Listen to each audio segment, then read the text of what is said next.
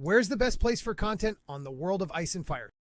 Right over there. See where I am pointing with my dagger? I just found Sporking News Podcast. With me, Sporking. Make sure you like and subscribe.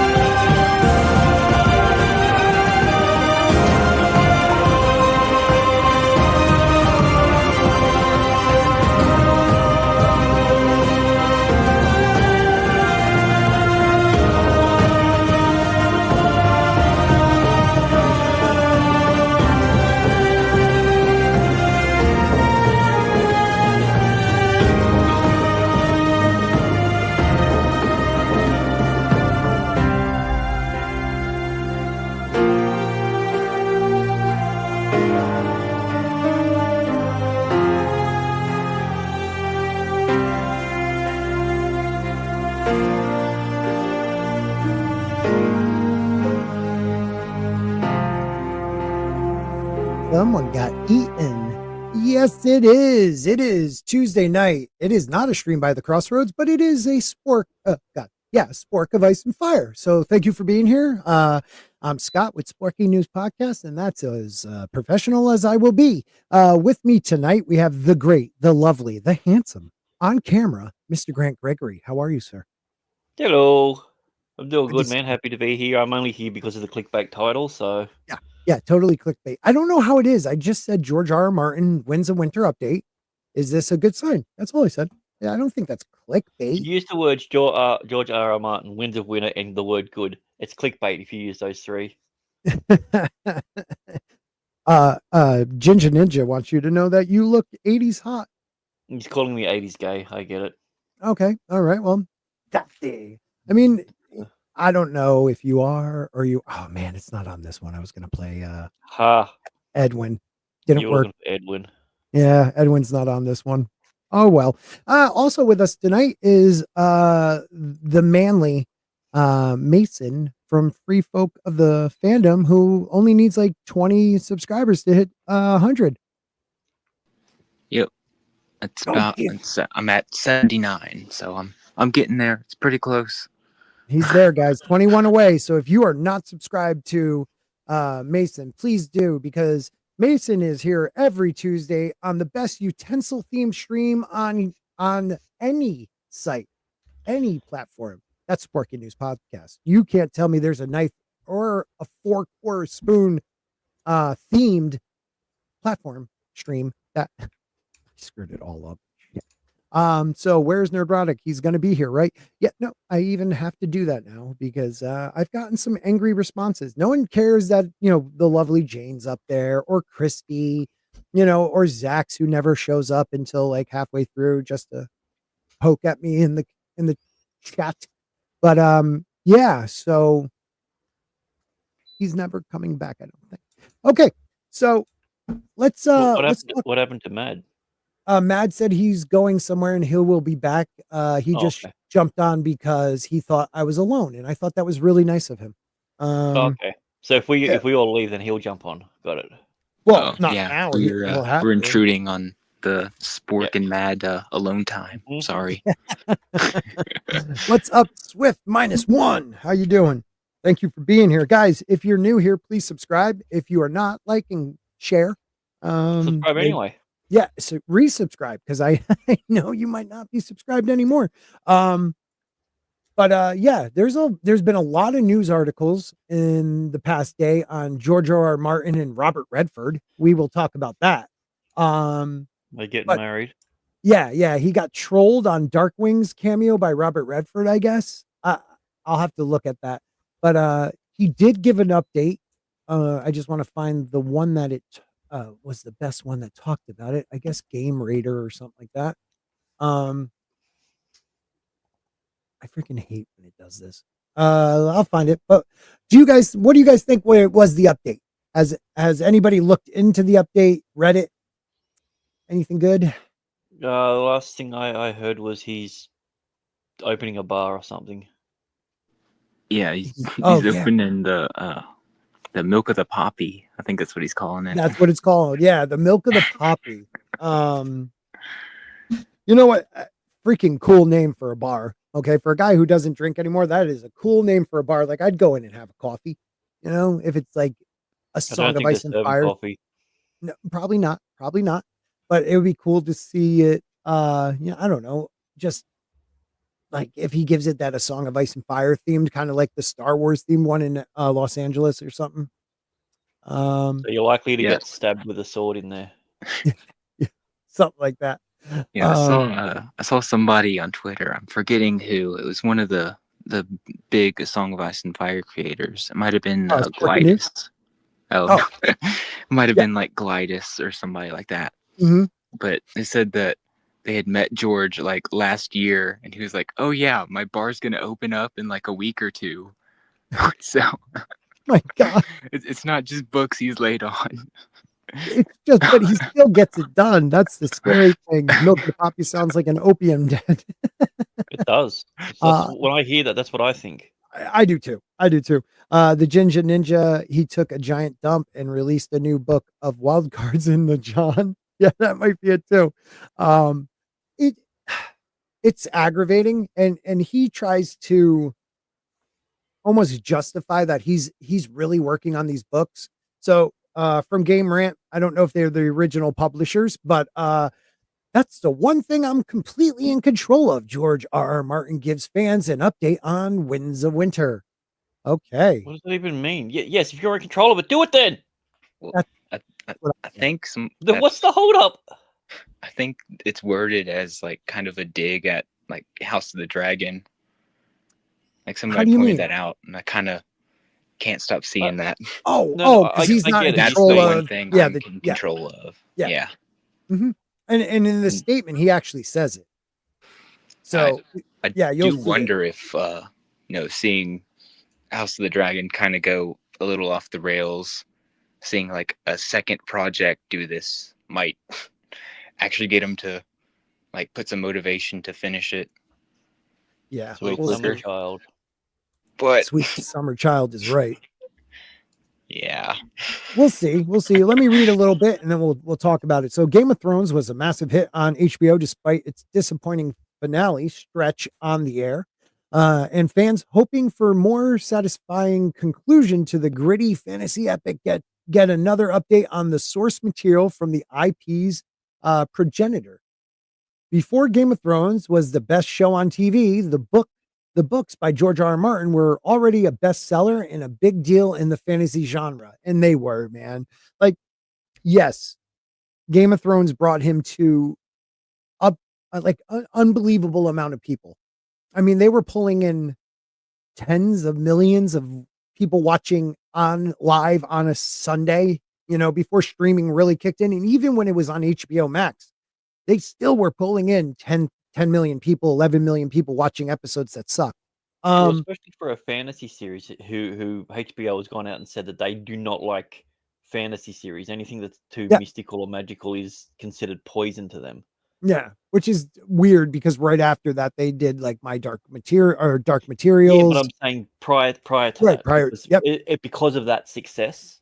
Yeah. The only thing that was really big that was in the fantasy realm that succeeded in any ways was Lord of the Rings. Not the series. But every other sort of fantasy series that was out there was never like global. It was always very niche. So. No, and we're talking even a TV series.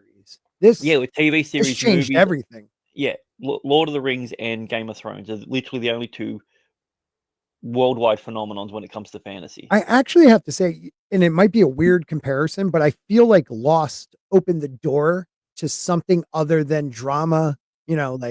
Having, look at who's here, Miss Martin Muses. How are you? Hello. Well, I'm doing quite splendidly, perfectly splendid, exactly. Especially because we get to crap all over George R.R. Martin because I love it. I don't have to defend him because I despise it when X makes me have to defend him. But things like this, let's let him have it. Right. Right. I No, I'm remember with you. you. Oh, I got to say goodnight to my daughter. So keep talking. Aw, okay. Well, I'm just getting ready to crap all over him because this is bull, it's bull, and it's Bolshevik. Bolshevik. So I am I to take a slight stab in the dark and say that you don't believe that anything he's saying? not a syllable. Not a syllable. And he uses a lot of syllables. Yeah, we That is could. true. He does. He does. Yeah. So I don't believe a one.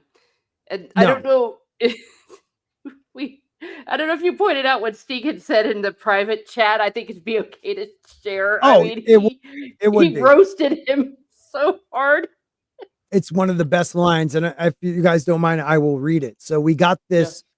We got the tweet about this, and you know what? Let me give you the context first. We'll read his quote, and then I'll read what Stig said because it's brilliant. It is brilliant. But I'll get on with it. We'll read the quote and then we'll discuss because it's just for me. It's just George once again blowing smoke up our ass. So praise for what's this word? Eschewing the more fanciful elements of fantasy world. So I guess that means like kind of poo-pooing, like brushing them away. Deliberately putting them off, avoiding, procrastinating. Okay. That's the thing. Yeah. I'm honest when I don't know a word. You all know that. Martin crafted a narrative in which no one was safe and anything could go wrong. This brought realism to his Seven Kingdoms, which stood in stark opposition to more conventional fantasy stories of the magnitude, but worked excellently. The show for HBO took this popularity to the very extreme end of the spectrum, adapting Martin's work perfectly for live action, maybe the first few seasons. Despite this, the show delivered what is easily the most disappointing ending to a TV show ever, when the sheer popularity and high quality of the show prior is taken into account. And we all know that. Dan and Dave wanted their Star Wars film. They were too arrogant to give control to somebody else because HBO wanted 5 more seasons and they said no, and they wouldn't give up control and allow somebody else to take over that had the passion still for it. And that's why we got the crap show that we did. Feel free to disagree or agree. Well, no, I mean, that's absolutely it. And of course, the arrogance of it that they didn't want to hand it off to someone else when it wasn't even their work to begin with, for crying out loud. Morton had handed it off to them. They didn't own it. They didn't have a right to it. And they completely sucked at it. Once you see it, you can't unsee it. Once I was told that season 5 was when it diverged, because I wasn't familiar with the books rather, then I'm like, oh my gosh, Dan and Dave's hand is all over it, and it's just a slow motion wreck right into season 8. Right. Perfect. As I said, like, and the worst part about Dan and Dave is they actually had some talent because they did give us some good scenes. They did give us some good quality stuff. Right. But then in adapt every one that this new stuff that they just did themselves. Some things they added. I'm not saying full episodes that were just their work. No, I never felt I'm that talking way. I'm talking about moments and different things. Like, so they had the ability, but for every one good thing that we got 30 dog shit things. Yeah. And the fact of the matter is, like, people talk about how dumb the ending was, but prior to that, when Danny forgot about the fleet and they had 2 dragons going up against a fleet of scorpions, they're no like pitch meetings did it perfectly. It's like, 2 dragons are no match for 100 scorpions, and then the beginning of the next episode, 1 dragon takes out 200. Yeah, and then he's like, of course, 200 scorpions are no match for a dragon. Right. And it was really 1 scorpion. It was 1 scorpion right behind a rock. Yeah. Danny forgot about the Iron Fleet. But they didn't forget about her. No, they didn't. They didn't. Yeah. She never had heard about flying out, coming around, and getting them from behind. Impossible. Right. She should know that. She was, I mean, that's the Dothraki way. Yeah. From behind. I like this from what they just said. He doesn't own that thought, and he never did. Just read anything by Joe Abercrombie, which Stig always tells me to read, and I have the ebooks, especially early works if you want consequences that sting. And then I think one of the best lines I've heard is the Ginger Ninja. George is committing the most cruel and malfeasant act of edging in the history of man. It's so true. It's so true. So I just jumped to the actual article because I would like to read some of his other quotes about things and see where it was slipped in that he's really working on this stuff. So George Martin has seen all of season 1 of A Night of the Seven Kingdoms and approves, which he does every first season. So during the conversation, it seems like Parker might have brought over some of the magic of the seasons into the new series. Talking about one of the co-executive producers, Ira Park of House of the Dragon. He's now producing Dunk and Egg. And Martin says, I've seen Dunk and Egg the first season, and it's great. And now they're working on the second season. Those are two characters were really special to me. And they're unusual, those characters. They're not what most people would expect in a fantasy story. For those hoping for more epic, massive battles or dragons clashing in the sky, A Night of the Seven Kingdoms will be a sharp change from what we've come to expect from the franchise. It's a little softer. It's a little more humorous.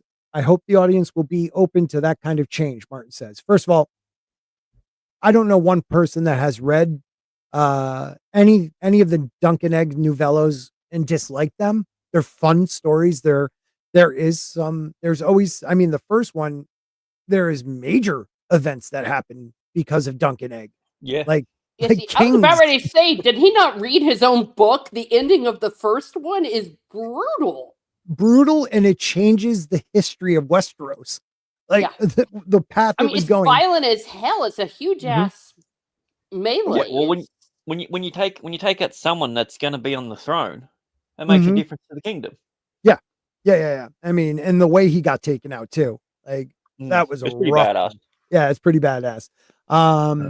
Real quick before you please go on, they said they're already working on season 2, so it kind of feels like they're gonna like speed through the 3 novellas. Like they might get them out like every year, which would be dangerous for George because there's only 3 novellas out of the probably 5 to 6 novellas he promised. So yeah. Well, I honestly believe that he's already finished the Wolves of. Hold on, Teresa. Even if they film them back to back, they're still going to release them every 2 years, so we won't have to worry about that. I could see them filming them all at once and then waiting to release. Probably because Egg. You don't want him to grow up too much and change between seasons, like because he's supposed to be about the same age through all 3. So that makes a lot of sense. He's only like a year or 2 apart. And if you film like a year or 2 ago for season 1 and then not film again till like next season or next year, that he would have grown too much. So that makes sense. What were you going to say, Grant? Yeah, I don't remember. Okay, good stuff. Yeah, don't worry. George said he was going to finish Wins before he writes the next Dunk and Egg novellas. Yeah. No, so he has actually, 6 I do years. remember that. What he said was he's working on the next Dunk and Egg one, which is the 4th book, which means that he's already finished the 3rd one. Wait a minute. No, it's the 3rd one's already released. Already finished. Yeah, the next one, the witches. He wasn't talking about that when he was talking about the Riverlands, right? Yeah, the hero one, the last hero, or whatever it's called. Yeah. That was the one that he said he's working on at the moment. And he told us long time ago he was working on the She-Wolves of Winter. Yeah. But what I'm saying is the last time that we heard anything about the things, that was the one that he said he was working on, which means he's finished up. He's finished the Bitches of what do you call it? Winterfell. Yeah, you're right. Yeah. Listless receptionist says kids do grow like weeds. Just look at Bran. Yeah, the kid he was supposed to be only within a few years, and the kid aged 10. You see how tall he is now? The kid's over 6 foot. Wow, that's crazy. Having nothing but positive feedback on the first season, Martin went on to talk about his visit to Northern Ireland. Yeah, we're not going to talk about Northern Ireland, even though it's beautiful, most likely. George R. R. Martin on his work in progress novels. Here we go. During the conversation, Martin also talked extensively about the adaptations of his books and difficulties such as budget restraints, and how to properly succeed with an adaptation. You're trying to make the story as good as it can be, and some fans will like it and some fans will not like it, Martin said. You're always going to get criticism, but you've got to keep trying. You've got to try to do every one the best it can possibly be. Admittedly, that while the projects and the process could be fun and exciting, some of them are frustrating and they become less fun. However, he emphasized that when a project does come together and it's good, then it can be wonderful. And for the fans who are still unimpressed by an adaptation, he noted that the books would always be there, he said, which is very true. You know, this is what he said about that. There's always the books, and I'm aware that people think that, but no, I have to get back. I have to finish the books. That's the one thing I am completely in control of. There's no budget limitations. There's no other executives on the studio side of that I have to please, or other writers with different views. The books are what I'm going to make them. And I think the one I'm writing is coming pretty well, but I wish it would come faster. You see, that's like such my wife bullshit. usually says the opposite to me. Hold on, let Teresa, she jumped in first and then you, buddy. Yeah, I was going to say, that's just such bullshit. I wish it would come faster. What? Like the Winds of Winter fairy is going to deliver it under his pillow one night? You know how something comes faster is you freaking write it.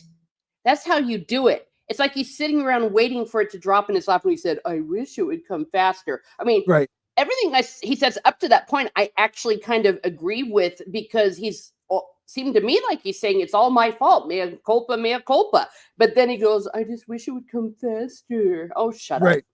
Right. Grant, your wife said. Yeah, my wife usually says the opposite to me.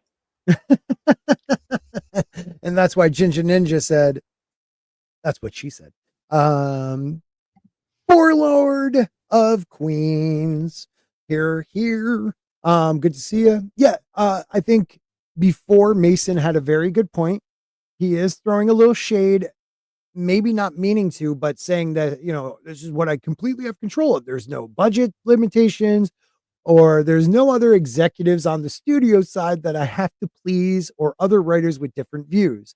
And you know, that's a shot at Dave and Dan, and that's a shot at Condal, because he was not happy where they went, both of them. I mean, at least Dave and Dan, you know, they did a great job up until, you know, they started running out of material.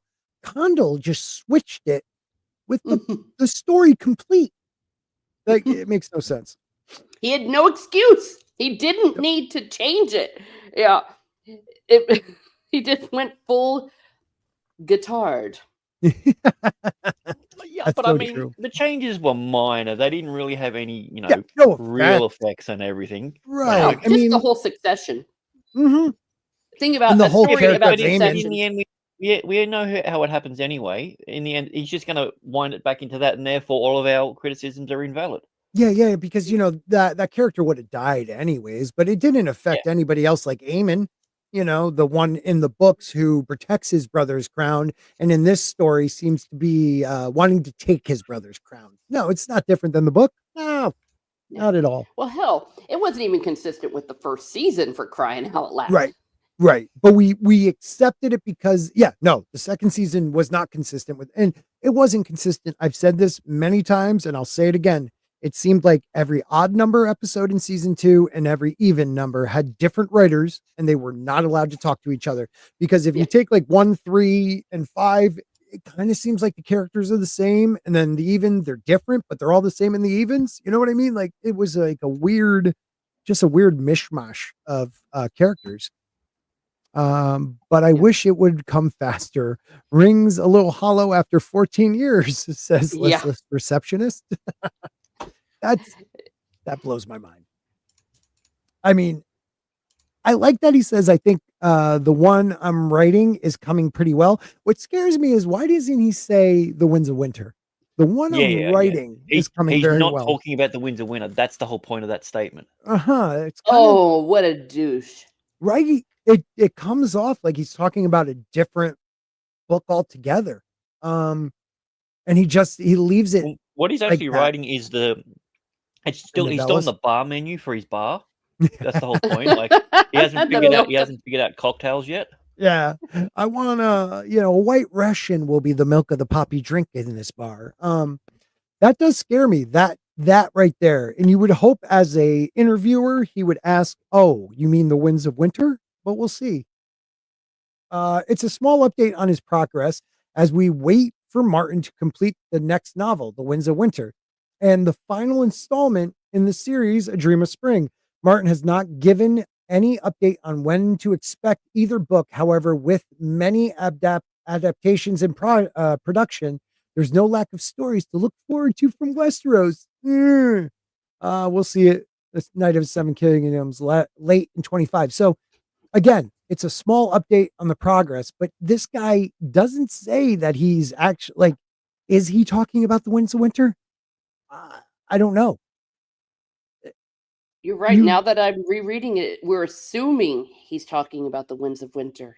He's leaving it very vague. Wait, I never said I was working on the Winds of Winter. You assumed you did. There you go. Anytime he does on his not a blog, anytime he does a Winds of Winter update, it's in bold, and he makes sure to tell you he's talking about Winds of Winter. He never leaves it that ambiguous. Like, oh, the next book I'm working on is pretty good. Dunkin' egg. I don't know. Kirsty Angel says, I understand everyone's thoughts and feelings, but in all seriousness, no one wants the books finished more so than George. I don't doubt that, but he's not. I used to say I don't doubt that, but like I feel like he's not proving that to me anymore. Like he blamed us a couple years back, finish, but I think he's more worried about what it's going to do to his legacy. Guaranteed. I think he's scared. There's so much. It's been so long now.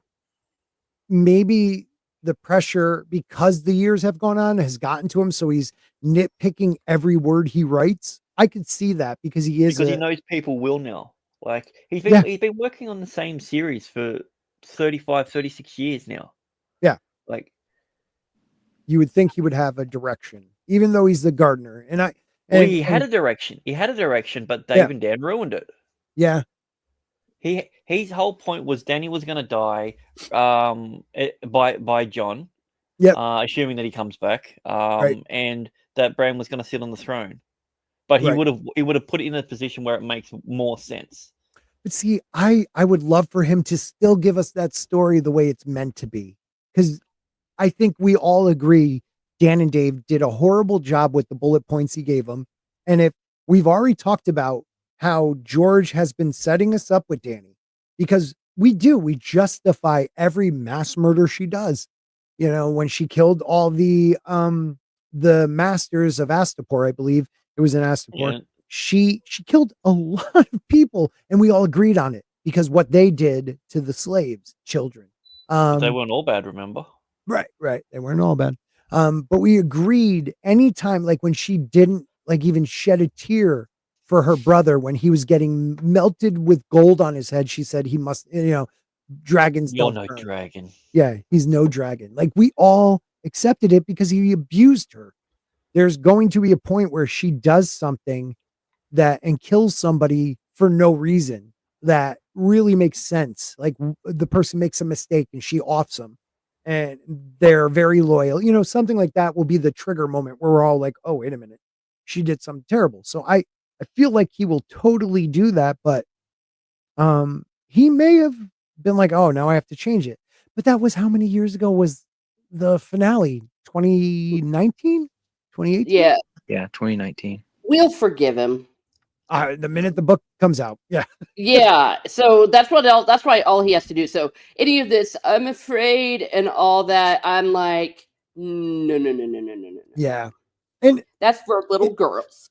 Right. And I don't want him, like it sounds weird, but I don't want him to rush and just put out crap. I want him to put out the book he wants to put out, but the focus and time management is just not there. I mean, 2020, we were all like, oh, they're shutting down the world.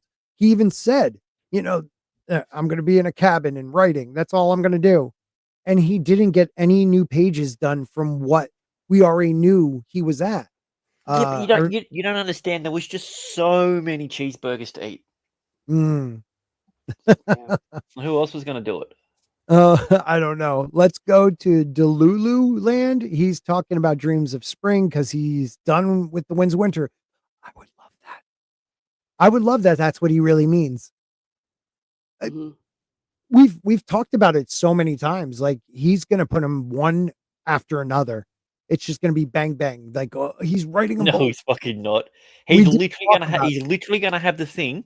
The book is going to be released. He's gonna have it in his will. The day that he dies is when they'll start putting the book into publication. Yeah, that would be amazing. I would. And you know still what? take it. Because he's a multi-millionaire, he'll live till 130. Yeah, he could buy any part he needs. What's up, He can buy Bodega? two. He's quite big. But I do agree with Kirsty. Like, I understand he does. It's just that I don't know if he wants it more than me, actually. I would have No, said that I like don't think 5 he years does. ago. I would have said that 5 years ago. But No, it's too No, long now.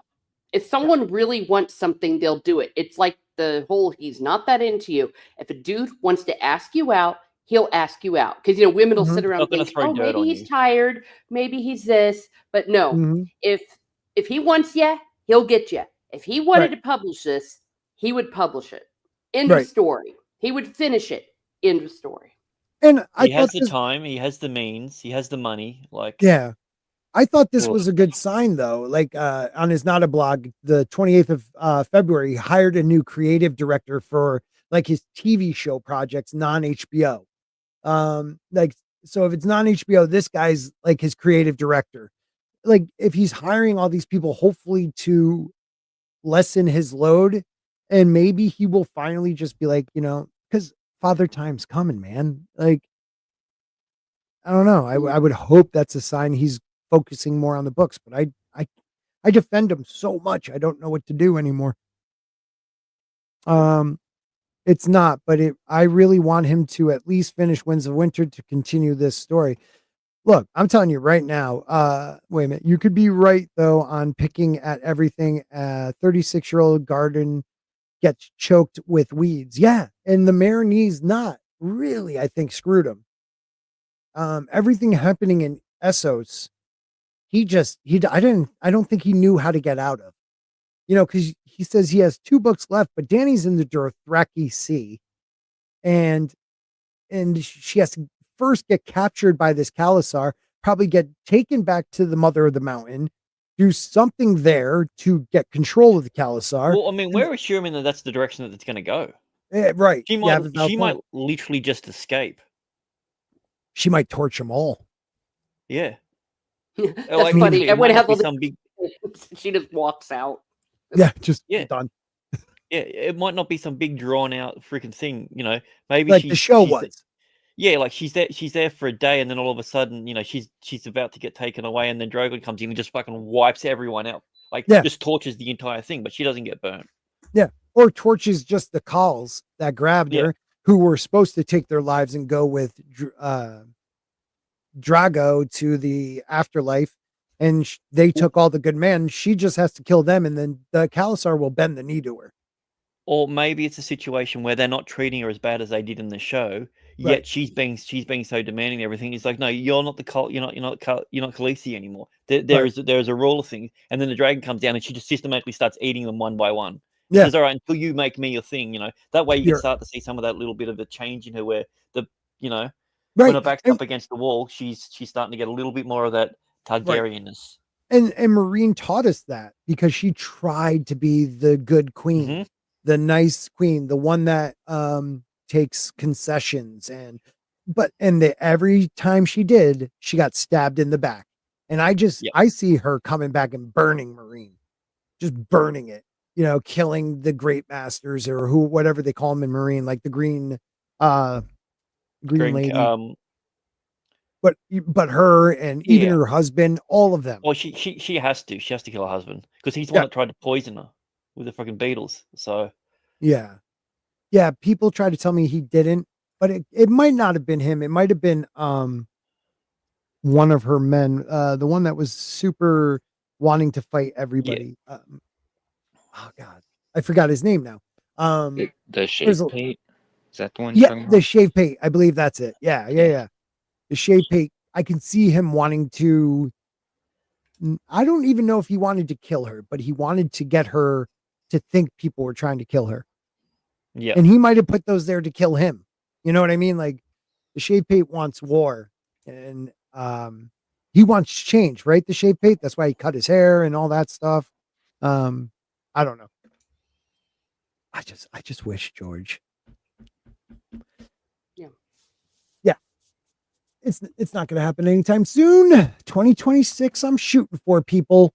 2026. But yes, so our great friend Stig Kenobi put, after we read that there's always the books. I am aware of what people think, but no, that statement. He put, in other news, he is a fat effer that should be living in a van down by the river with a skanky hoe. I just love that he put that. He's just so And now, sweet. wouldn't it be funny if that turned out to be true? It would. at least he it doesn't would. want him to be alone. That's at least kind. Yeah. Yeah, we want you to live in a trailer, but we also want you to get laid. Right. No, we don't want him to get laid because it could lead him to a heart attack because he's not in the best of shape. I love Victor here. Victor, you're right. Victor, the lore seeker, says maybe there's still hope for Winds of Winter, and I agree with you on that. Give me Stannis, the one true king. Ah, we love Stannis here. Listless says, are the Dothraki super necessary to the end goal? No, I feel like that is still a question. I do not believe fighters on light horses could win her some wars against like other humans, but not against, we don't need to see them against the others. Now, there is a sample chapter, what's her name from Dorne, where they talk about young Griff and Aegon, and they do talk about like the cavalry and something about the wet ground. So it's almost setting up like he knows how to fight that, but the Dothraki would be something completely different. So I feel like they are important in the battle against Aegon, but anything else, no. Yeah, they're going to be important for her to get a foothold into Westeros. Mm-hmm. But like for part 2 of part 3 Yeah, of George's big plan, Dany's invasion, they're going to be important. But then after that, they're not. not important. Your foothold is the Unsullied and the Dothraki. You get the Unsullied to get you onto land and march you in, and then the Dothraki to come around and destroy whoever's meeting you there. Christmas 2025 would be the nice, wouldn't that be nice under the tree? I'm hoping. I'm starting to think maybe 2026. Kirsty Angel said, yeah, I know. Sorry, it's just we just keep pushing it back and back and back. How long have you known me? I've said every Christmas. Yeah, since then. 2019. I mean, Yeah, 2019, yeah, 2020. yeah. Yeah. Yeah, we've known each other 6 years now. We've been streaming together for 6 years, and I've been saying it every year because I am truly a fan. Yes, I'm upset that we don't have the books, and yes, I will hold him to that. There's too many other content creators that just fluff him so much, and they're not willing ever to say he does anything wrong. And I'm sorry, like, you have fans. There is a contract made. You give me a story, I buy your book. You finish the story, I buy all your books. You know what I mean? Like, you gave me a story you started. I just want to know the end. Like, I just want to finish it. Oh man, so yeah, bad. he's acting arrogant, like he's doing us a favor.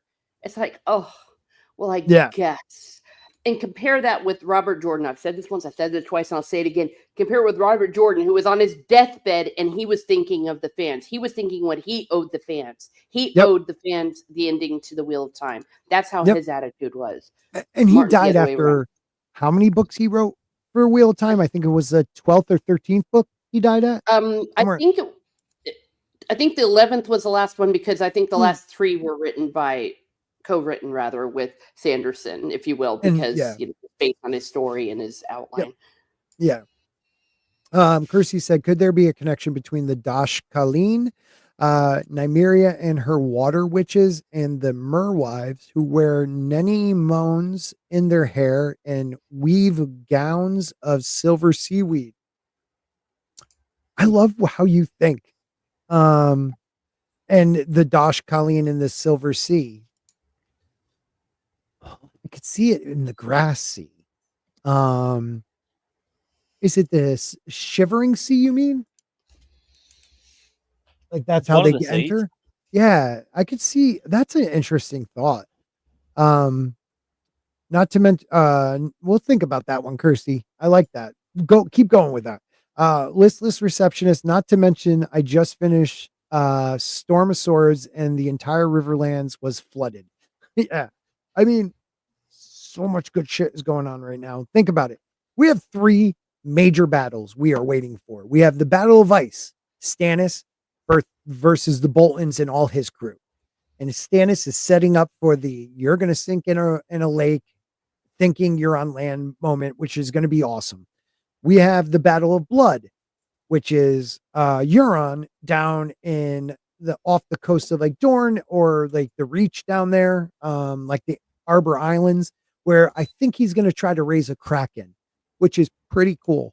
And then you have the Battle of Fire, which Dany's not even there, and you have Barristan Selmy riding out of the gates because they're shooting disease-ridden corpses into the city, and he's taking out trebuchets. It's just, there's so many amazing things going around, and the sample chapters are great. I mean, the Euron one is brilliant. Battle of the Bastards. I thought that was. I don't want to see the Battle of the Bastards. I want to see Stannis in the head of that battle. Yeah. There will be no Battle of the Bastards. I couldn't see him doing that because Jon needs to heal. He can't. People got to remember there's so much snow. We're still assuming. Yeah. Can you imagine if he doesn't bring him back? I would love that so good. That'd be such a great, that's the way that you change your story. And I think if it's taken him 10 years to figure out how to reweave the story without Jon Snow in it, then I'm fine with it. Yeah. Well, I'm still holding to the ghost theory because it's even in the name, Ghost. That his spirit goes into Ghost. Yep. Even if he does come back, he is going to be, and I really truly believe that's what happened. Just like the last words his brother Rob said were Grey Wind, and a lot of people believe he jumped into Grey Wind. Not because when they discuss Rob in battles, they always say it seems like him and his direwolf were one. And I believe he was linking with his own direwolf and not even realizing it, during battles. So yes, he jumps into Grey Wind. Grey Wind's trapped in a stable and they kill him and then put his head on his body, Grey Wind's head on his body. And was it you, Mason, who brought this up? Like him coming back to life as one of the others, but with a direwolf's head and Rob's body, like a werewolf. Was that you, Mason, last week?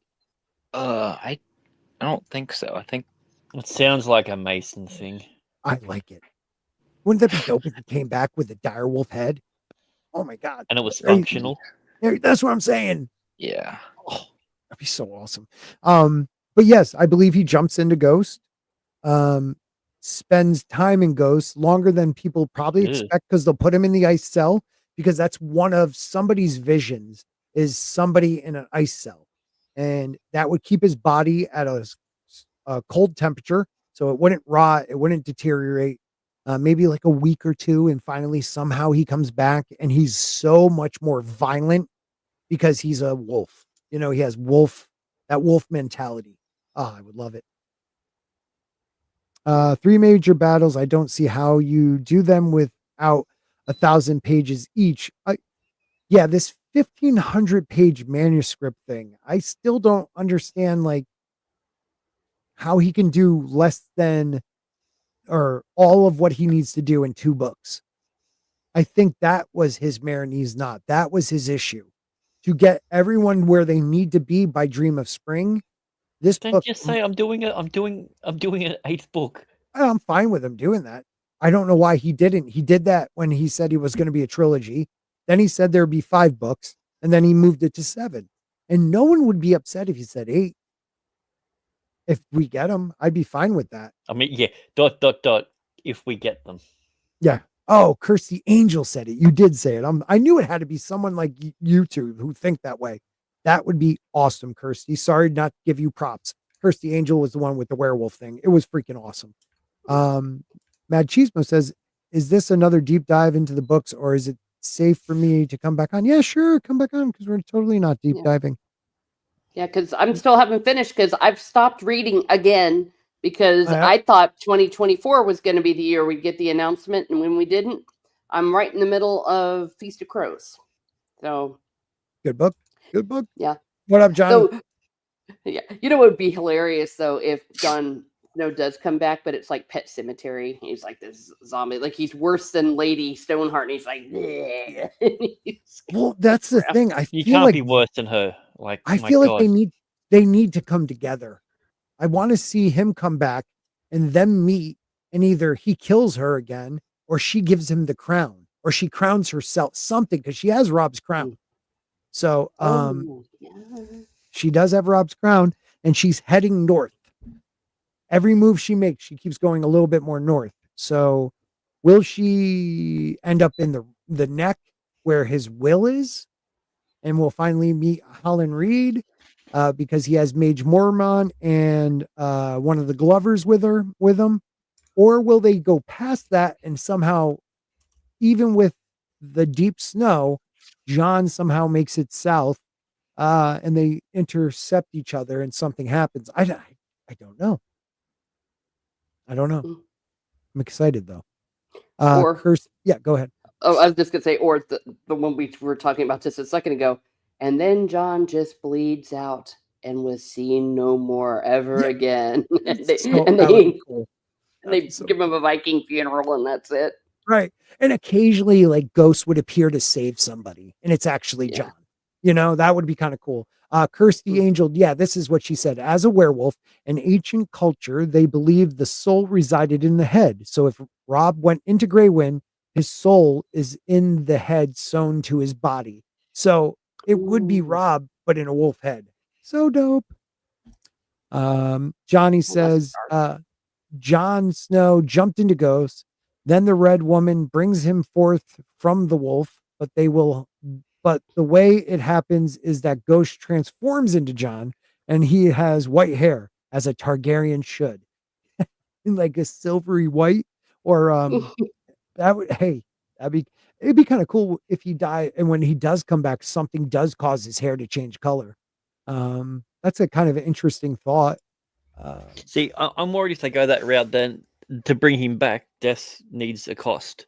So they'd have to take the life of Ghost. Or Ghost and Shireen. Yeah. You know, life for a life. That's the only way I could see you sacrificing Shireen for any reason. But why would, I don't know, the queen hated Jon. So, like, why would she? I know she's such a follower of Melisandre, but to accept that she has to die for Jon, I don't know if she would. Because there's no way Stannis is going back there to sacrifice his daughter.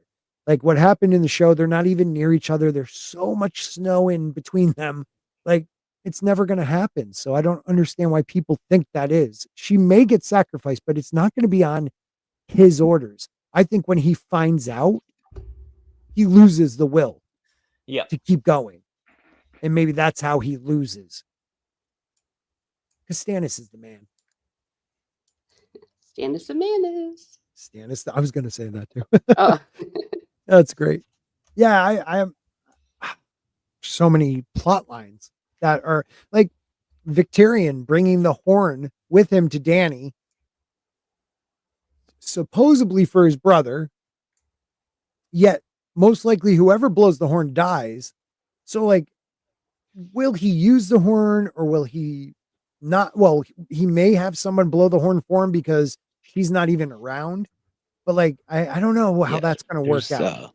There's a partial sample chapter, and he has three thralls that are going Three. to blow it for him. Yeah, hoping that they don't die, but he doesn't care if they do. Yeah. My feelings on it is what happens if now we did see someone blow the horn, right? We saw that at the mute, what King's Mute. Yeah. King's Mute. So we know it does kill a person. But I wonder if like Euron sent him with that to get him away.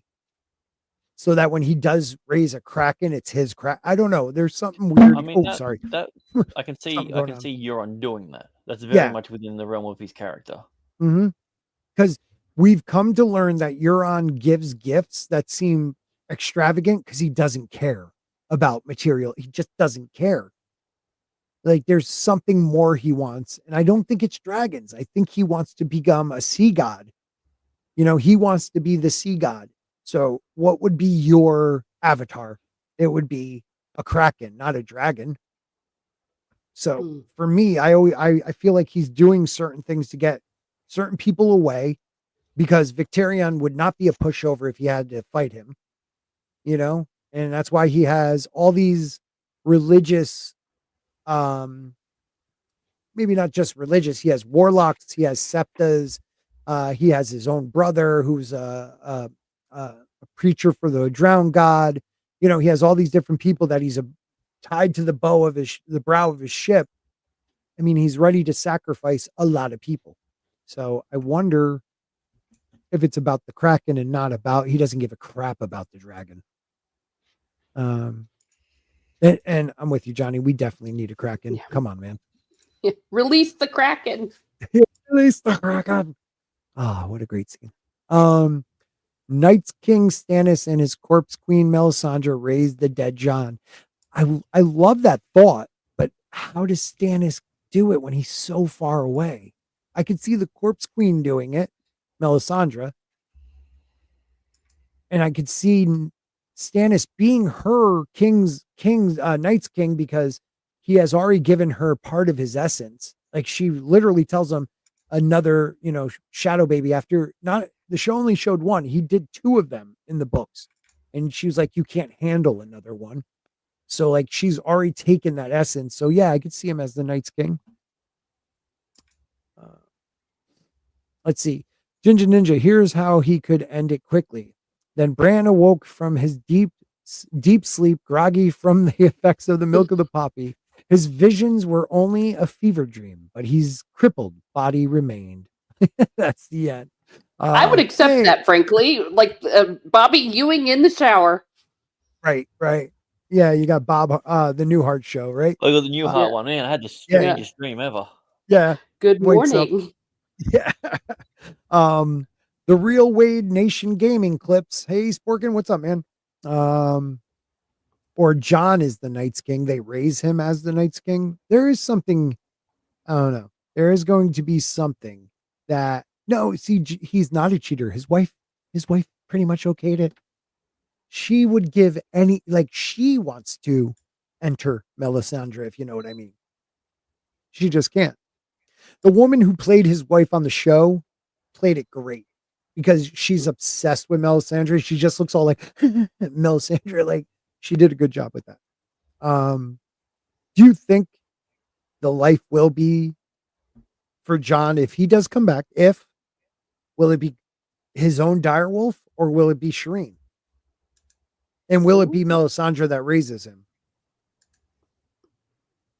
Because there's nobody else there. I mean, you do have probably woods witches, like the free folk. There are people there that probably practice a form of witchcraft too. So, I mean, it could always be one of them that raise, and then when they raise him, will they treat him like a god? Like in the show, how it was like one day people stared at him and then after that he was just Jon again. I feel Yeah. like that would be a bigger deal if I saw someone rise from the dead after a few days. I didn't even see it, and I believe it. So I was about ready to say You know we've what I been mean? believing it for 2,000 years. right, will he become a messiah figure? That's a Mm. kind of interesting thing to think of.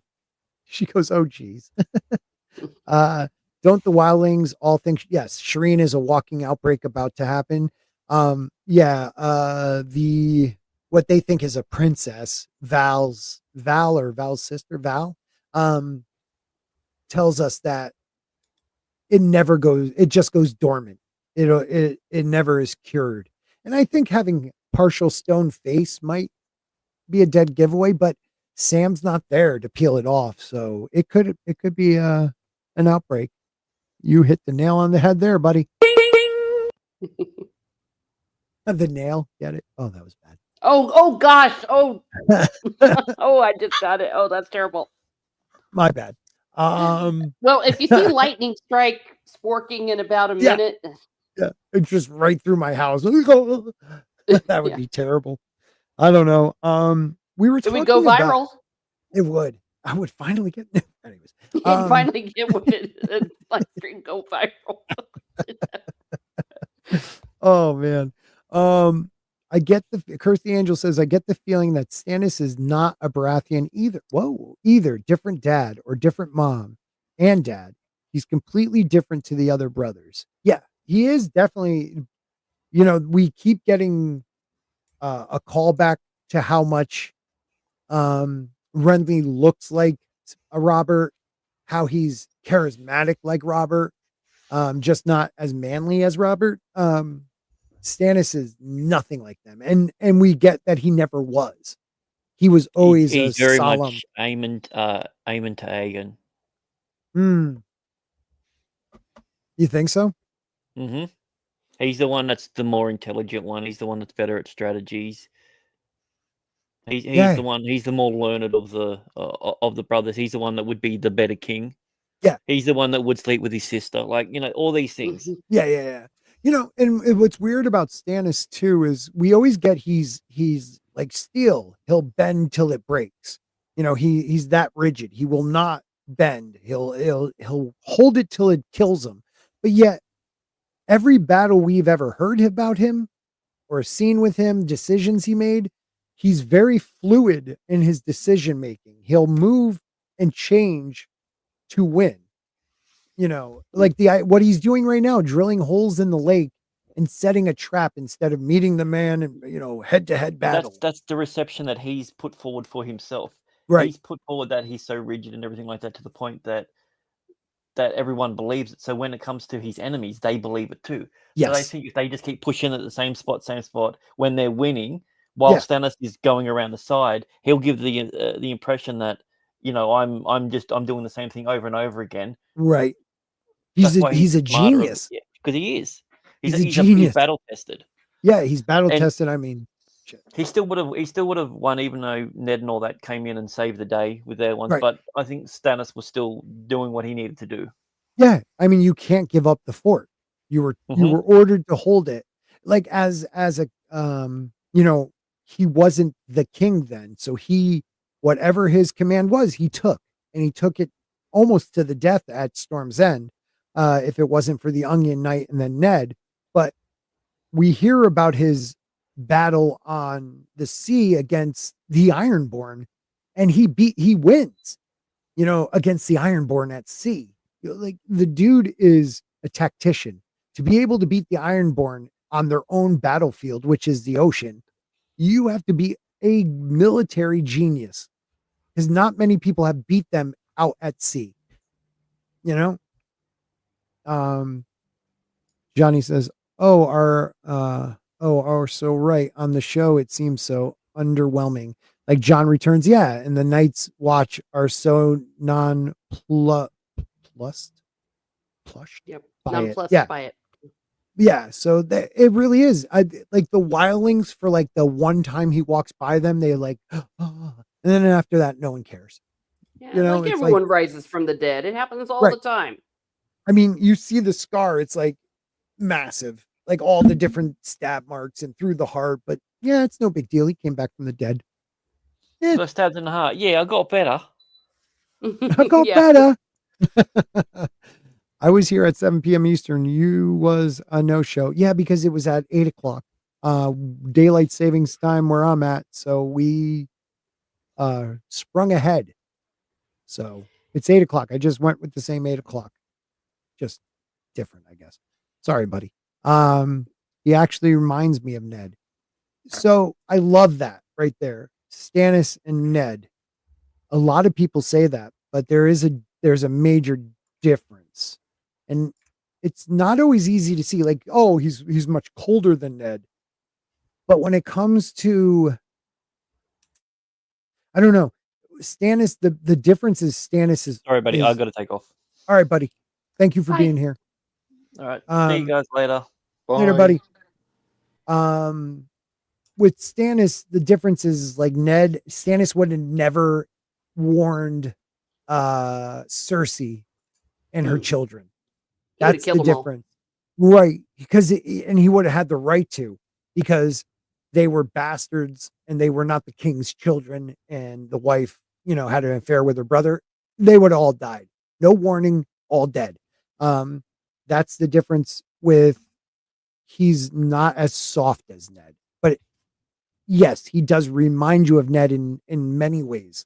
When it comes to, Ned is more honor, Stannis is more the rule of law. Mhm. Like, he's only fighting to be king because it's his right. Like, he is the next in line. All those children were bastards, and he is the next eldest son of his brother. So by law, he is the next king. That is the only reason. He would not have done what Renly did if they were flipped in ages. Mhm. He would have supported his brother,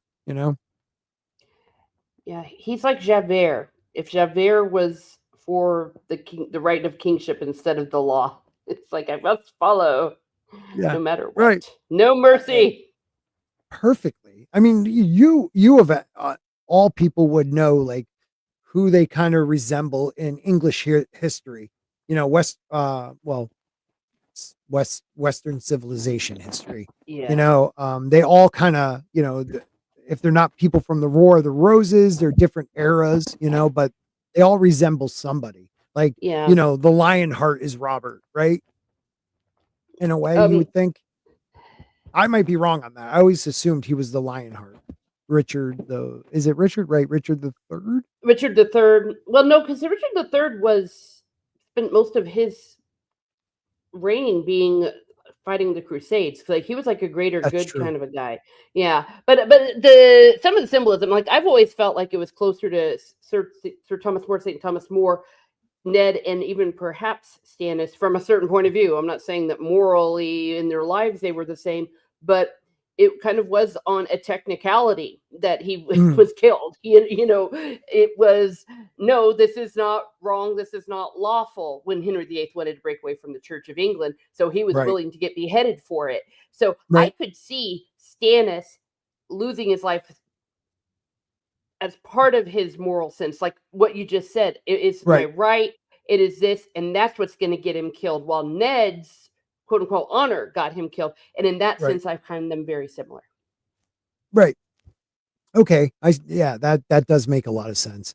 And yeah, honor versus justice. I agree completely on that too. Oh yeah, justice Brian is a good word I was thinking of for Stannis. Yes. Right. Listless receptionist says, but who is more of a joyless bastard, Tywin Lannister or Stannis? I think Stannis gets the edge. Oh, easily. Mm-hmm. Okay. Mm-hmm. Oh my gosh. Yeah. But listless recipient, was it him who said it? Listless. What did she say? Oh, wait. Maybe it wasn't. Someone said basically. Oh, he willed himself. And who was on bottom? I didn't see that one yet. Maybe it got disappeared. I don't know. My cat, he made the chat jump, but maybe it got deleted. But it was funny. Someone basically said Stannis is top, and Ned is the bottom. Oh, here it is. There it is. Brian McCann. Sorry, McCann. Sorry. Politically, Stannis is a top and Ned is a bottom. Truth hurts. Yeah, it hurts Ned more, I guess. Back up here, though, I like this one too from Johnny Skinwalker. Stannis willed himself from birth. He don't need no progenitors. Darn right. I like that. Baratheons are cousins to the Starks. What Stark married a Baratheon? There was a Stark a few generations ago, I'm guessing, a female, right? Everyone get out your Yeah, get out your lineage. here we are. You know, we know that Baratheons, well, they're pretty much the bastard house of Targaryens. Most people think the first Baratheon, who I'm blanking on his name, that was friends with Aegon, was really his half brother. But they also 2 generations. So Stannis's grandmother was one of his grandmothers was a Targaryen also. That's the only reason Robert had a claim to the throne. And you know, like Ned couldn't just sit down and take it. Robert had people backing him because he was a quarter Targaryen. And the grinding of his teeth, is he grinding them down to sharpen points like the others? If he's going to be the Night's King, it might be a point you have there. Johnny says, I think GRRM based Stannis on Napoleon, great stern strategist who gets a great defeat at a place far away in the snow. Shireen and Melisandre are Joan of Arc in a different way. Maybe Shireen, no, Melisandre. I can see Melisandre because she like is saying God, you know, the Lord of Light has anointed him to be king. I'm on a mission from God. We're on a mission. We need 3 whole chickens, whatever he says, and 2 Diet Cokes and 12 packs of cigarettes. We're on a mission for God. Yeah. What were you going to say, Mason? I think George said he based Stannis off a Roman emperor. I'm blanking on which one it was. It was either like Constantine II or something with a T. Everybody Google. Oh, that's a good one, dude. That would make sense, to be honest. Yeah, it would. That's why I changed it from English to Western civilization, because he did take a lot from different periods of warfare in different states. Yeah. I hope no one else is bored, because I'm having a great time. I love talking about this stuff. No. No, I'm not bored. I mean, this is my stuff. Well, and of course, none of them are one-to-one analogies. Right. It's very basic stuff. Yeah, I guess he could take parts from different people, you know, and put somebody together. Because I know, like, with the anarchy for the Dance of Dragons, you know, that went really along with a lot of Matilda and things that were going on there. And I know, like, the Lannisters and the Stark were the Lancasters and the Yorks, right? It was supposed to be based a little bit on that, and then Robert could be a little bit of Henry VIII and, you know, a couple others. Yeah, because he was debauched and fat and everything, and Henry but at a young age he was fit. Yeah, right, because Henry VIII was fit, good looking, and he was admired. He was very popular. Let me ask you a question. Mandela effect thing. Sorry. Sure, go ahead. Completely off script. I swear, as a child, for as long as I can remember, there is a picture of Henry VIII holding a turkey leg. And I've been told that is incorrect. That there's never been a portrait of him holding a turkey leg. And I swear, I remember, it's like embedded in my brain that there is one with him holding this massive turkey leg. Anybody else? I am not familiar at all with that, but that doesn't mean that you didn't have one hell of a trip that night. Let me see. Well, if you were a kid, hopefully not. See, I have never seen that. Of course, with AI. Right. Everybody troll him with an AI now. Yeah, Henry VIII or sporking with a chicken leg. I'm Googling it. I hope something really weird doesn't show up. I learned a long time ago, never ever Google medieval. Just never do it, no matter what. Okay, let me just put this. I know it's Reddit, but did a famous painting of Henry VIII holding a turkey leg ever exist? If not, what set that precedent for this popular depiction? So there are other people out there that believe this. Thank God other people believe it. Because I swear, and this was like 10 years ago, that person put that one, because it was something that I just, someone said it to me and I'm like, what are you talking about? There was always, and it was, okay, I'm sorry guys, we'll get back to this, but I want to show this. Yeah, this is the ADHD stream. This was like, it was like a painting like this one where I felt like right there he was holding a turkey leg. Now, granted, there's all these funny ones that are trying to say, like this one and that one. So a lot of people have talked about this, but I always remember a famous painting, even like this. This is it. He was holding, not with the arm up, but like a turkey leg in this hand. But I don't know what he's actually holding in that hand. It's crazy. I don't know. Sorry about that. I got excited about that. Yeah, is that a turkey leg in your hand, or are you just happy to see me? Yes, good one. Something like that. Let's see. A couple other people saying, are there any other characters named Stannis in the books? No, we don't have anyone from prior history that I know named Stannis, which is kind of weird because usually families stick to names. Ned, Edark or Rickon is a popular, and Brandon is a very popular name for the Starks. Tiberius, I believe You're that's right. it. Tiberius, yep. Okay, here we go. What if Ors and Aegon were twins born by different dads, like one human and one divine, like in mythology? I mean, it is possible that can happen. Two different dads, one mom. That gets around. It has happened where there's two different dads born and the kids are born at the same time. So the sperm and stuff, happens with cats more commonly. It does. Yeah, because they're sluts. Ors, my cat got sprayed by a skunk last night or 2 nights ago. They're indoor cats. He got out somehow. Oh, the best.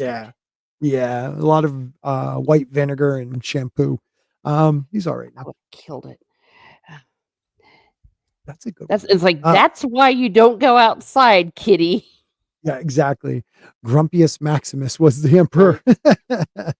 I like to go back to this. Now, they may not have been born of two different dads as twins, but many people believe that Ors was born of either Aegon's father or Aegon's mother. Most likely Aegon's father had a bastard.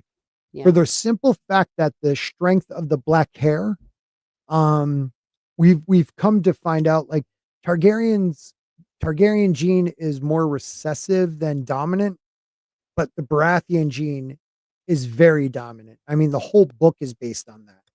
That's why in House of the Dragon, House of the Dragon, in House of the Dragon, Rhaenys having silver hair and not black hair with a silver streak is just made Ned a fool. Like Ned is a fool because Rhaenys did not have black hair. Yeah, psych. Psych, you're dead. Oops. My bad. And the Roman Empire has even brought itself in. The Roman Empire. There we are. Yeah, Roman Empires everywhere. It's everywhere. Henry VIII put a party on like no one else. None of the commoners cared how many wives he had because times were good. Well, I'm going to be the history snob. Yeah, please do. Google, you are. Google Pilgrimage of Grace. It was a peasants' revolt up against it, and it ended badly. But I love what ifs with Henry VIII because that man screwed up everything, but people let him get away with it. I mean, you always have bad people, but you have the enablers. Yeah. Who's the greater sinner? The one that lets him get away with it, or the one who sins? Oh, One who named the one us. who get away with it, I feel like, but that's one of Well, those. I mean, we're getting into theology now. Yes, of I course know, they have I know. personal sin, but as far as history goes, it's like, well, everyone else let it happen. Yeah, it's a hawk leg. Yeah, it's a thing, sporking. Sorry, I went on that tangent, guys. It looks like fur. Maybe it's a glove. It's something like that. But I swear I remember the chicken. I'm 100% certain I have seen that exact painting in the National Portrait Gallery in London. I don't remember what he was holding, though. Yeah, no, he didn't ever hold the damn turkey leg. But turkey is an American bird, Henry. I know it is, guys. But it was some type of pheasant or something. I don't know. You hogs. Victor the Lore Seeker, thank you. Lionel versus Duncan of the King's Guard. How you think that fight will go? Well, we know how it goes, right? But how dope will that fight be? It has to be. It's legendary. So we Yeah. need that fight. Like we need to see that. Oh, that's gonna be fantastic. It's a porking leg. Oh, I feel like he was holding something like a scepter. No, it was like it was more than a glove, but it was a scepter, I think, in one hand and something in the other. Sorry, I totally got you. Boring, I know, not for me. Maybe it was a swallow. Eastern or European? I don't know. Oh, Tobo Mouse. I just wanted to show this. We're gonna go for maybe like 15, 20 more minutes. But I wanted to know, like, because there are some really great theories. All right. We all know like Varios and Varas and Illyrio's conspiracy that Aegon's actually a Blackfire. You got the Grand Tyrell conspiracy, which I always thought was kind of cool. That the High Sparrows in cahoots with the Tyrells to yeah. And Cersei into her scheme against Marjorie Tyrell in a manner that would prove ineffective so that she would effectively reveal her own crimes. So like they manipulated her to do that. And we do see in the Dance with Dragons, Cersei thinks she's brilliant, like Tywin. And if she was only a man, but yet she is getting played by everyone in that book. The Grand Faceless Men conspiracy is one of my favorites. But I also have a High Sparrow conspiracy. So, was the High Sparrow the same person who was a roaming scepter that may have been the person who was a friend of Rhaegar's that married him and Lyanna Stark under the Faith of the Seven in front of a weirwood tree. So both of them were. I have a feeling something. I always felt like the Sparrow was deeper in than we knew. Like he might be somebody who wants revenge on the Lannisters for what they did to the Targaryens, how they opened up the gates and Tywin let his man rush in and do terrible things to the citizens of King's Landing, and then the death of the king. So I always thought that was more of my High Sparrow one, and I don't have proof, but that's my fanfic. I really hope that would be great. well, it could be. You never know. We don't know what's going to be revealed because he's still alive. Right. It'll be fun to see. I hope the Winds of Winter covers. Oh, me too. Rickon on that island. And this is the only reason why, like, the 5-year jump would have been awesome, because Rickon would only then be 8 or 9, but he would be like this wild, like, just savage 9-year-old, and it would have been great. But he's only going to be like 4.5, maybe 5. Like, if they did the 5-year, like, George always thought the books would be a couple years, but it never worked out that way. And then he was going to jump the last 2 books 5 years, but it didn't work. The ones we already have published. But I would love to see that too. Could Mel be a parallel to the Night Sisters Red Witches in Star Wars? There is something to that. There is something to that. I mean, they're powerful wizards in their own right, like witches in their own right. Mel was a fraud. still a little bit of a fraud, I think, but does have power at the wall. But I think Uh, she still uses some stuff. I don't know. What do you think? well, probably not. I don't think that you can really make that comparison because the Witch of the Dathomir, I mean, it was they were on a total different planet, all of that, Yeah, and had to do with the Force. I mean, I understand what you're talking about, but right. I think they're just too different. And you Do can't they? really. But in a way, are they all tapping into the same so-called force, even though it's different gods, supposedly? Like I almost Oh, I feel like see. I almost feel like the faceless men show us in their house where they have all the different gods statues so people can kill themselves in front of the god they want to, but in their thought, God is death. They're all the same um depiction or different depictions of the same god. So are they all like tapping into the same so-called force? I see. It's that way I could see it. Okay. Um yeah. Bran probably talks to Rickon via Raven. That could happen. Definitely. I could see that. He should do a time jump between Winds and Dream of Spring. I would be fine with that. Hmm. You know, like even if we get like a little like the first two chapters of each POV is like flashback to what has happened. Just don't let us miss anything major. See, there's too many like he needs to he like someone said before, he has 3 wars that if he does do that, he has to finish all 3 in this book and then do the time jump. So, I don't know, like the aftermath of those. Um, Another one I love is Tywin knew about the purple wedding and let Joffrey die anyways. Hmm. Po- Is that more of a theory though about like what we want, or is there any evidence for that? Let's see. That's a good question. I'll take a quick Yeah, look. because I just have trouble thinking that Tywin would, even though everyone knew that he was a twat, he was still like the rightful king or something. Mhm. Mhm. And Yeah. yeah, you need to be careful about regicide because if you ran out of boys, things could start to get really bad. Yeah. No, Yeah. you're right. I mean, he started a war for Tyrion, and he hated Tyrion.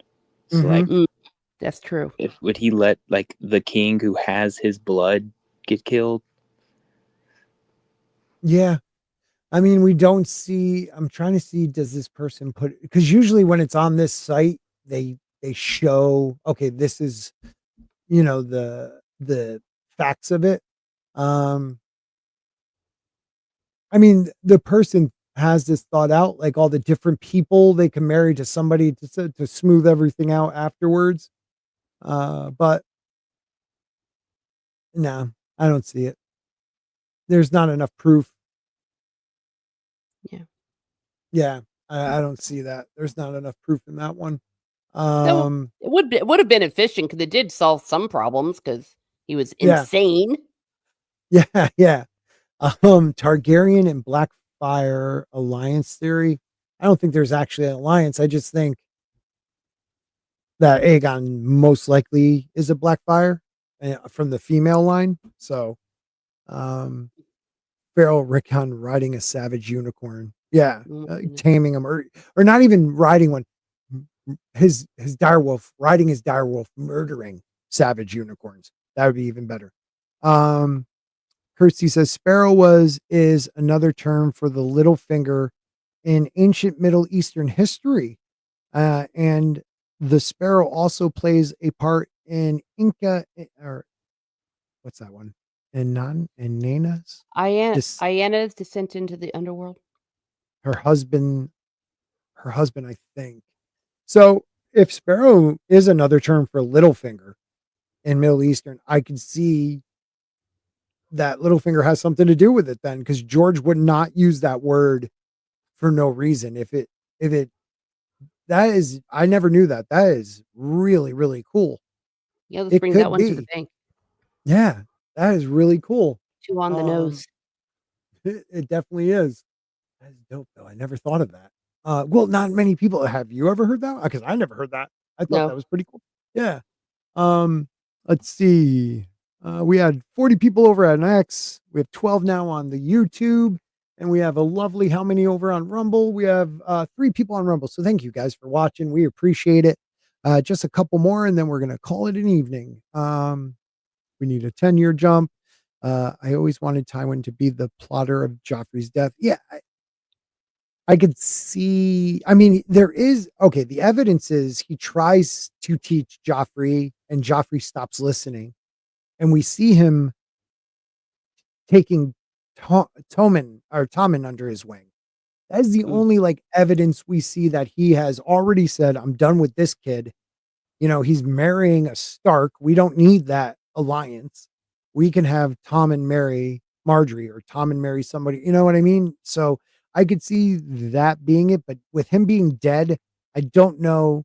The only way we'll find out if there's like an info dump by the other person, because Tywin knows a lot. Like, I don't think he was in the planning of it, but if you give me that he might have known and didn't stop it, okay, maybe. Maybe. I don't know. I always wanted Tywin. Oh, yeah. To steelman it, Tommen would have been way more capable and influenced. Yeah, 100%.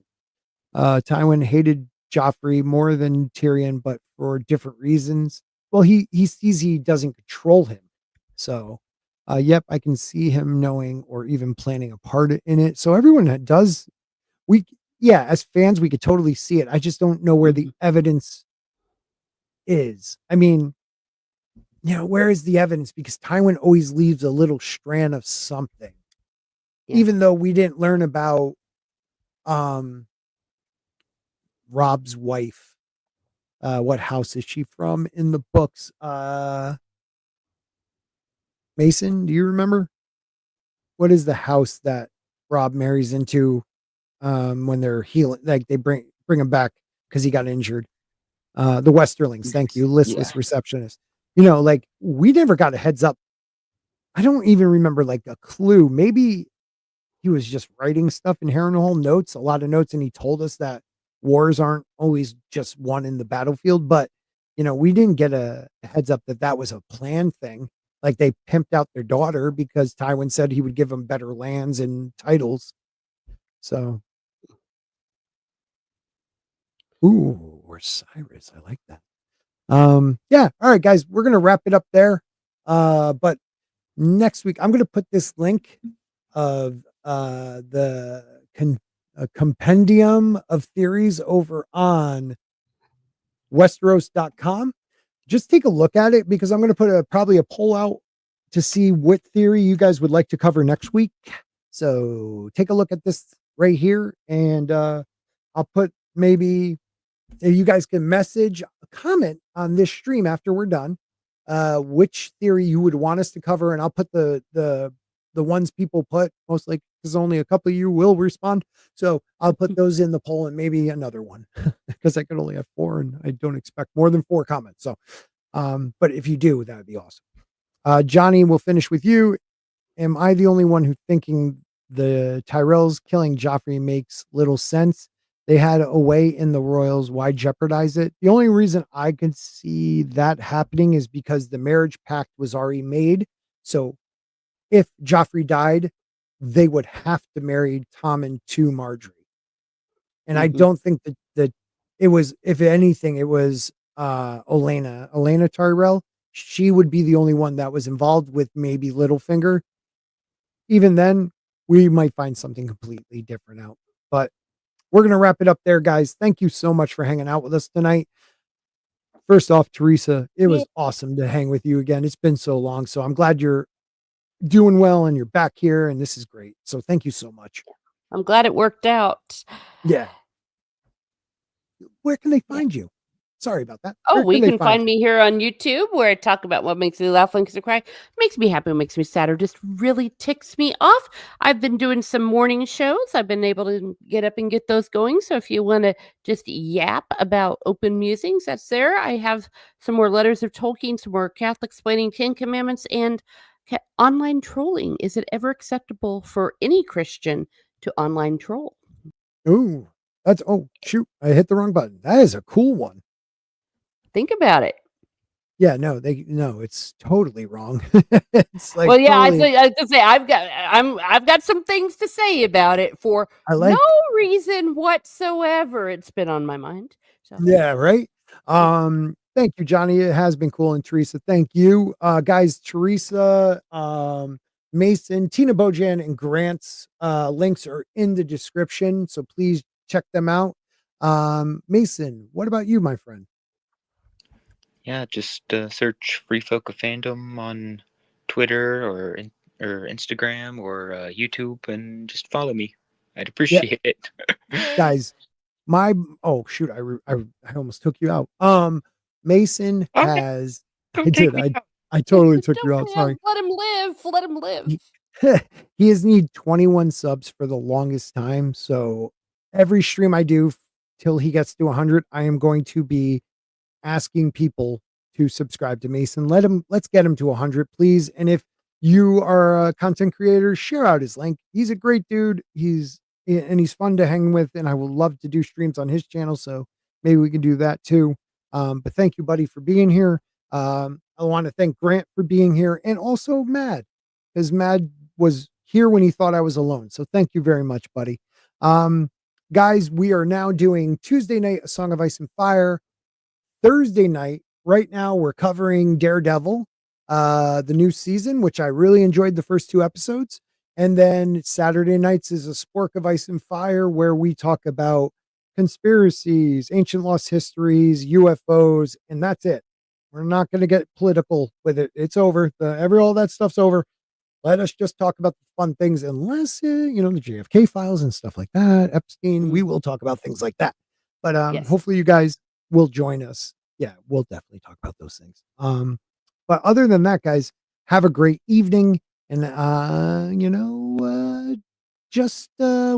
don't know. I'm trying to find something to end with. You know what? We're going to go out with my first, A Song of Ice and Fire live stream intro was made by Culture Casino.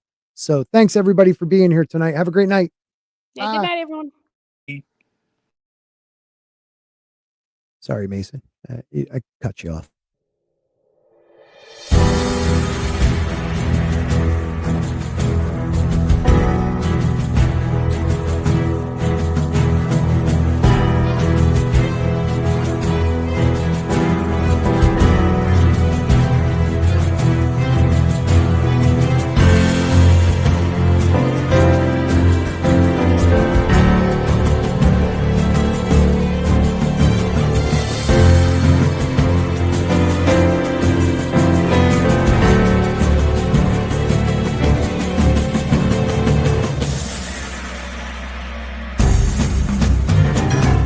Good night, everybody. Have a great night.